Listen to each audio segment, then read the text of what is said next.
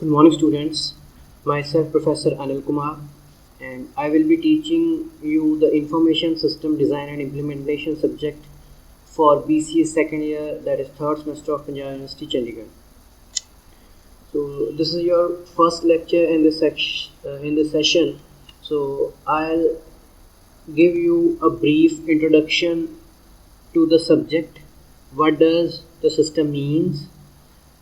There are various characteristics of the system that we will discuss today. So I'll be only introducing you with the subject today. So let's start. So information system design and analysis का मतलब है कि आपने एक information system को design करना है.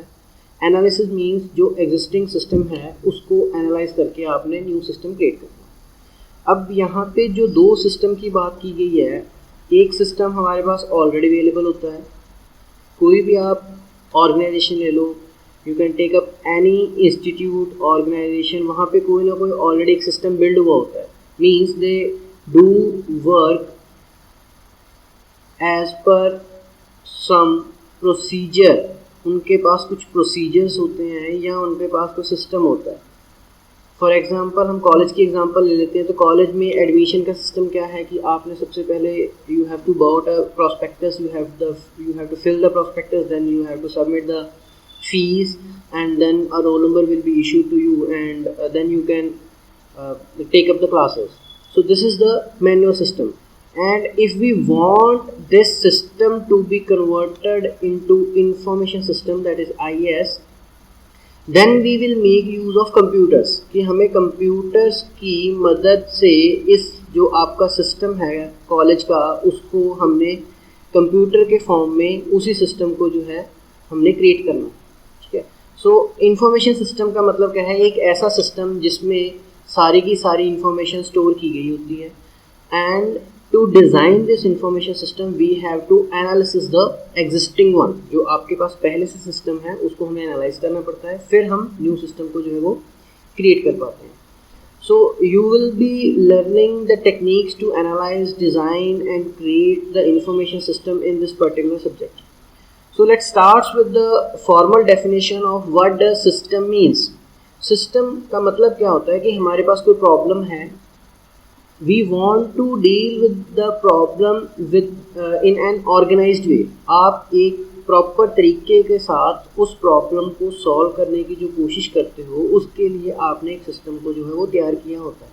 जैसे हमने अभी एग्जांपल लिया कि आपने एडमिशन कॉलेज में लेना है, तो उसके लिए क्या है कि आपको पहले प्रॉस्पेक्टस खरीदना पड़ता है, आपको फीस सबमिट करनी पड़ती है, फिर आपको रोल नंबर इशू किया जाता है, उसके बाद आप क्लासेस जो है वो अटेंड करते हो. So this is the admission process only. तो अगर हम पूरे कॉलेज के सिस्टम की बात करेंगे तो आपका एडमिशन आ जाएगा, आपके उसके बाद एग्ज़ाम्स आ जाते हैं, उसके बाद आपका रिजल्ट आता है. So it is a system. तो ये सिस्टम क्या है? आपकी प्रॉब्लम को हल करने के लिए एक ऑर्गेनाइज्ड वे बनाया हुआ है कि आपने स्टेप बाय स्टेप कैसे आपने हर स्टेप को फॉलो करना ताकि आप अपनी प्रॉब्लम को जो अच्छी तरह डील कर सकें.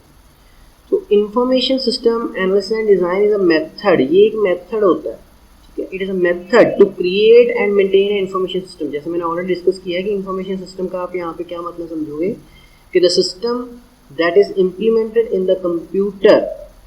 ठीक है, जो आपने सिस्टम कंप्यूटर में इम्प्लीमेंट किया है, जो आपके फिजिकल सिस्टम को जो रिफ्लेक्ट करता है. ठीक है. So information system helps to improve the organization system via software. आप किसका यूज़ करते हो? एक्चुअल में एक सॉफ्टवेयर ही क्रिएट करते हो या आप सॉफ्टवेयर ही बनाते हो. तो you can also take up information system as a one type of a software. हम ये सॉफ्टवेयर बनाते क्यों हैं? टू एकम्प्लिश कि हमें कुछ टास्क जो बिजनेस के टास्क हैं उनको फुलफिल करना होता है in an easy and efficient manner. For example अभी जो आपका सिस्टम है वो सारा मैनुअल है. एवरीथिंग जो आपका एडमिशन का प्रोसेस है that has been done in the registers only. तो अगर आप रजिस्टर्स को कल को आपने कुछ सर्च करना है, कुछ एडिट करना है, डिलीट करना है, it will take up a lot of time. But if you have created an information system, it will be easy to retrieve, modify the information available in the system. आप simply आपके नाम से हम जो है system में search करेंगे and then we can view the information or we can edit the information. But in case of registers you have to go page by page. आपको हर पेज के थ्रू जाके आपको जो है सर्च करना पड़ता है. तो analysis and design of information system are basically जब आपने किसी भी इंफॉर्मेशन सिस्टम को एनालाइज या डिज़ाइन करना है तो उसके दो मेथड, मतलब उसके जो दो बेस हैं वो क्या है कि आपको सबसे पहले जो ऑर्गेनाइजेशन का ऑब्जेक्टिव पता होना चाहिए कि आपकी ऑर्गेनाइजेशन करना क्या चाहती है, उसका स्ट्रक्चर क्या है और उसके प्रोसेसेस क्या हैं। जैसे कॉलेज की बात कर रहे हैं तो हमारा ऑब्जेक्टिव क्या है कि we have to impart the knowledge to the students and also we have to provide the degrees. हमें डिग्रीज देनी है और हमें जो नॉलेज है वो प्रोवाइड करनी है। तो उसके लिए स्ट्रक्चर क्या बना रखा है कि हमारे पास जो एडमिनिस्ट्रेटिव ब्लॉक होता है वो अलग है, that will be dealing with your admission process, your fees process. Then teaching department is here to tell you कि आपको क्या सिखाना है, वो आपको जो है नॉलेज प्रोवाइड करते हैं। क्योंकि हमारे दो जो ऑब्जेक्टिव है, मेन दो ऑब्जेक्टिव है, एक तो हमें आपको नॉलेज देनी है और साथ में आपको डिग्री देनी है। तो डिग्री देने के लिए हमारे पास कौन बैठा है? Administrative staff. और जो नॉलेज देने के लिए आपके पास कौन बैठा है? Teaching staff. सो हर ऑर्गेनाइजेशन का हमें ऑब्जेक्टिव पता होना चाहिए, उसका स्ट्रक्चर पता होना चाहिए। देन प्रोसेसेस, कौन कौन से प्रोसेसेस होते हैं, जैसे यहाँ पे एडमिशन का प्रोसेस है, फिर आपका रिजल्ट का प्रोसेस होता है, उससे पहले आपका एग्जामिनेशन का प्रोसेस होता है। सो ये आपके डिफरेंट प्रोसेसेस हैं, पर सबका ऑब्जेक्टिव क्या है? At last to give you the knowledge as well as the degree certificate. उसके बाद जब आपको ऑर्गेनाइजेशन के ऑलरेडी प्रोसेसेस के बारे में पता होता है, then you should have a knowledge of how to use the IT. आपको ये आइडेंटिफाई करना होता है कि how will you involve a computer to solve the problems that is being solved by the existing system. Existing system जिस problems को solve कर रहा है, उन्हीं प्रॉब्लम्स को आप कंप्यूटर की हेल्प से कैसे सॉल्व करोगे और उसमें आपको क्या क्या फ़ायदे मिलेंगे, what would be the advantages of using the computer. Now come to this particular point, information system analysis and design is a process of developing। आप क्या करते हो? एक सिस्टम को डेवलप करते हो, इंफॉर्मेशन सिस्टम को, और उसको आप साथ में ही मेंटेन करते हो। इस सारे काम को करने के लिए हमारे पास एक स्ट्रक्चर्ड अप्रोच है, that is normally called as SDLC। For the time being you should understand SDLC as a, here S stands for system। S का मतलब है सिस्टम डेवलपमेंट लाइफ साइकिल। जो इसका स्टैंडर्ड है, हम स्टैंडर्ड में इसको ऐसे बोलते हैं, SDLC stands for software development, S for software, because here we are dealing with the information system which is also a type of software जो हमने यहाँ पे पढ़ा है। तो आप इसको क्या बोल सकते हो? सिस्टम और software development life cycle. Now next, overview of the system, कि आपका जो सिस्टम को हम थोड़ा सा डिटेल में भी समझने की और कोशिश करेंगे। पहले तो हमने ये पढ़ा कि कोई भी प्रॉब्लम है, जैसे पिछली स्लाइड में देखा था कि आपकी जो कोई भी प्रॉब्लम है उसको आप ऑर्गेनाइज्ड वे से डील करते हो, सॉल्व करते हो। उसके लिए हमने क्या बना रखे होते हैं? कोई ना कोई सिस्टम। जैसे आपका एजुकेशनल सिस्टम है, पॉलिटिकल सिस्टम है, ये सारे अलग अलग सिस्टम हो। तो अब system analysis and design examine the business, ये बिजनेस को जो है एग्जामिन करता है। बिजनेस मीन्स कोई भी एंटरप्राइज या आपकी कोई भी ऑर्गेनाइजेशन। हम यहाँ पे जो है अभी कॉलेज की एग्जांपल ले रहे हैं, तो हमारे जो बिजनेस है वो क्या गिना जाएगा? कॉलेज। कि हमने कॉलेज को जो है एग्जामिन करना है विद एन इंटेंट। हमारी जो इच्छा क्या होनी चाहिए कि हमने उनके प्रोसीजर्स और मेथड को इम्प्रूव करना है। जैसे हमने बात की कि जो ट्रेडिशनल सिस्टम है, we will be using the registers only. तो रजिस्टर्स में जो काम करना है वो मुश्किल है। It will be difficult to retrieve the information, to modify the information, to create the reports. If you want to create any kind of report, you have to go through page by page and then you have to organize the data to finally create a report. But in case of computers, you have to simply click a few buttons or with a few clicks you can create any report that you want to। ठीक है, तो आप क्या करते हो? आप उसको improve करने की कोशिश करते हो। Then system design, design means क्या है? प्लानिंग अ न्यू सिस्टम और रिप्लेसिंग। आप चाहे नया सिस्टम बना लो, चाहे एग्जिस्टिंग को रिप्लेस कर लो, उसकी जगह कोई और ले आओ, या कॉम्प्लीमेंट मतलब उसमें कुछ एडिशंस कर दो। तो सिस्टम डिज़ाइन फेज में हम मेनली क्या देखते हैं? We want to either plan a new system, या हम एग्जिस्टिंग को रिप्लेस कर देते हैं, या उसमें कुछ एडिशंस कर देते हैं, यानी कि उसको हम कॉम्प्लीमेंट कर देते हैं। सिस्टम एनालिसिस का क्या मतलब है कि आपको जो एग्जिस्टिंग सिस्टम है, you have to thoroughly understand. आपको अच्छी तरह उसको समझना पड़ेगा पहले एग्जिस्टिंग सिस्टम को। Then again you have to determine how the computers can be use to make the operations more effective and easy manner. ठीक है, तो सिस्टम, इंफॉर्मेशन सिस्टम का मीन क्या हो गया? एक सिस्टम है जिसमें आपने इंफॉर्मेशन को स्टोर कर रखा है। वो इंफॉर्मेशन आपके पास फिलहाल ट्रेडिशनल वे में है, आपने उसको कंप्यूटर में with the help of software आपने उसको स्टोर करना है। और उस इंफॉर्मेशन सिस्टम को जो बनाने के लिए हमारे पास 2 स्टेप्स होते हैं mainly. First is analysis then design. Analysis में आपको एग्जिस्टिंग वाले को अच्छी तरह समझना पड़ता है, and then you have to come to the point that how the computers, आपके कंप्यूटर्स को आप कैसे यूज़ कर सकते हैं to make the operations more effective और इन अ ईजी मैनर। आप आसानी से और अच्छी तरह को कैसे परफॉर्म कर सकते हो उसका आपको एनालिसिस करना पड़ता है। Once the analysis is done you have to design the new system, either the new system, चाहे आप एग्जिस्टिंग को रिप्लेस करो चाहे आप उसमें कुछ मॉडिफिकेशन करो।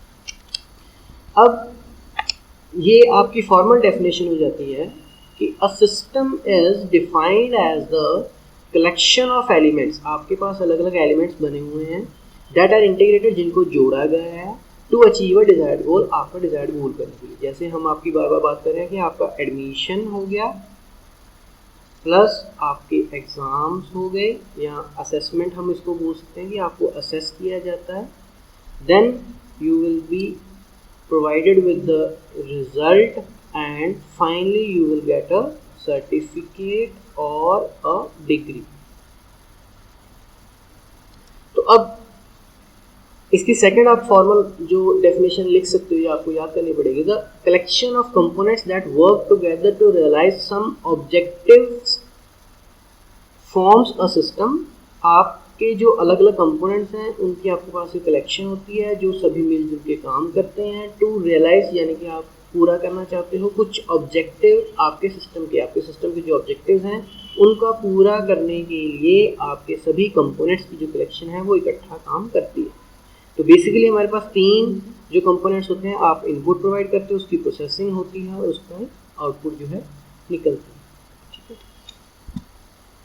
अब जो हम स्टडी करेंगे what are the characteristics of system. अब सिस्टम के कैरेक्टरिस्टिक्स क्या क्या होते हैं, तो सबसे पहले होता है organisation, then interaction, interdependency, integration, central objective and decomposition. These all are interrelated, so I will be explaining one by one. The first one is organisation. Organisation means आपका सिस्टम देखने में कैसा है। जैसे हमारे जो आपका कॉलेज की हम एग्जांपल ले रहे हैं, तो आप यहाँ पे स्टूडेंट हो, अगर आपको कोई प्रॉब्लम आती है you will move to your particular teacher. अगर आपका पर्टिकुलर टीचर भी हल नहीं करता आपकी प्रॉब्लम को, then you will go to the head of the department, HOD. If the HOD is not able to solve your problem then you will go to the principal. So this is the organisation. आपका जो यहाँ पे system है college का, वहाँ उसकी organisation कुछ इस तरह की। सबसे पहले स्टूडेंट होता है, उसके बाद आपका टीचर रहता है हायर लेवल, उसके बाद हायर अथॉरिटी एचओडी, उसके बाद हायर अथॉरिटी आपके प्रिंसिपल। सो ऑर्गेनाइजेशन इसी तरह हर सिस्टम का जो अपना एक स्ट्रक्चर होता है, अपना एक ऑर्डर होता है। आप टेक्निकली लिख सकते हो कि अरेंजमेंट ऑफ कंपोनेंट्स, उस कंपोनेंट्स को हमने कैसे अरेंज किया हुआ है to achieve the objective. In case of computers अगर आप एग्जांपल ले लो तो आपका ये सीपीयू हो गया, यहाँ पे अलग से सिस्टम आपका इनपुट होता है, और सीपीयू की प्रोसेसिंग के बाद अलग से आपका जो सिस्टम है वो कौन सा है, आउटपुट सिस्टम। एग्जांपल हम ले सकते हैं हायरार्किकल रिलेशनशिप। जैसे टेक्निकली यहाँ पे इस ट्राइंगल में आप देख सकते हो कि लोएस्ट लेवल का आपकी जो ऑर्गेनाइजेशन होती है, उसके बाद मिडिल लेवल, यहाँ पे आप स्टूडेंट रख लो, यहाँ पे आप टीचर रख लो, टॉप लेवल पे आप प्रिंसिपल को रख सकते हैं। ठीक है, तो इस तरह आपके हर सिस्टम की अलग अलग ऑर्गेनाइजेशन होती है। सबसे पहले आपको ऑर्गेनाइजेशन को जो समझना पड़ता है। Then interaction. इंटरेक्शन का मतलब क्या है कि एक सिस्टम जो है वो दूसरे सिस्टम के साथ जो है वो कैसे बात करता है। इंटरेक्शन मीन्स उनका, अगर आप उसने एक दूसरे के साथ बात करनी है तो व्हाट आर द प्रोसीजर्स, आपके पास कौन कौन से प्रोसीजर्स अवेलेबल है। हर कंपोनेंट जो है वो एक दूसरे के साथ जो काम कर सकता है, इट कैन फंक्शन और वर्क्स विद अदर कंपोनेंट। जैसे एग्जांपल यहाँ पे ले लो कि एडवर्टीजमेंट जो स्टाफ है, जैसे आप जो कोई आपके पास आपका बिजनेस है तो वहाँ का एडवर्टीजमेंट जो डिपार्टमेंट है उस वो किसके साथ इंटरेक्ट करता है, सेल्स वालों के साथ। अगर सेल्स कम हो रही है तो आप एडवर्टीजमेंट को बढ़ा दो, या एडवर्टीजमेंट की अगर क्वालिटी अच्छी होगी तो जो सेल आपकी ऑटोमेटिकली इंक्रीज हो जाएगी। तो it means they are interacting with each other.